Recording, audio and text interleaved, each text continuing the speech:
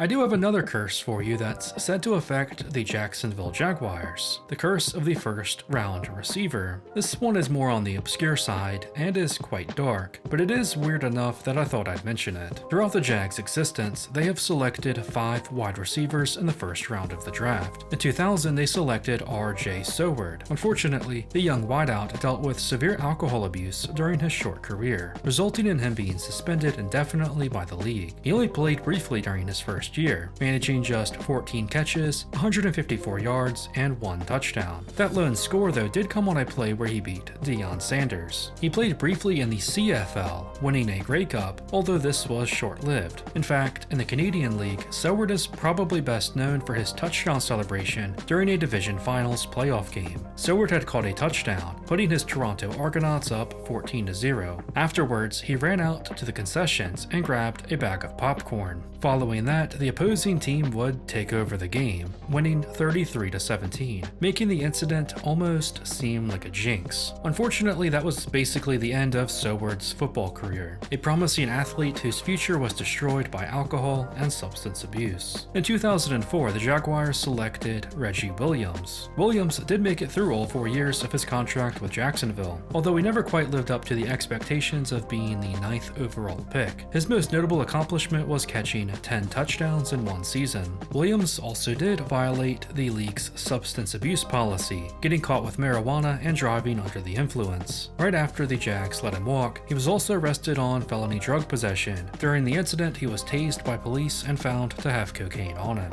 That was basically the end of his football career. The year after drafting Williams, 2005, the Jags selected Matt Jones, a hulking 6'6" former college quarterback. He hadn't played receiver, but all the physical tools were there. And as a player learning a new position, Jones had a promising but modest start to his career. Unfortunately, things never really got going and got derailed when Jones violated the league's substance abuse policy, being arrested for cocaine. Like those before him, these issues would prove to be his undoing in the NFL. In 2012, the Jaguars had the chance to select one of the greatest college wide receivers of all time, Justin Blackmon, which they did, trading up to nab him 5th overall. Blackmon was immensely talented and about as surefire as a pick as you could make. He had a solid rookie season, but after that it was all downhill. He was suspended for violating the substance abuse policy, only playing in 4 games in year 2, before never playing again after numerous repeated violations. DUIs, alcohol, drugs, addiction all destroyed his promising career. So all 4 of these receivers dealt with alcohol or substance abuse issues that ultimately cut their time short in Jacksonville in the NFL, and more importantly, that significantly impacted their personal lives. I'm not sure if there's really a connection to be made here or not. Maybe a Jaguars fan knows more. However, to end on a more positive note, it does seem these guys are currently doing a lot better. But of course, there is a 5th name to add here, Brian Thomas Jr.,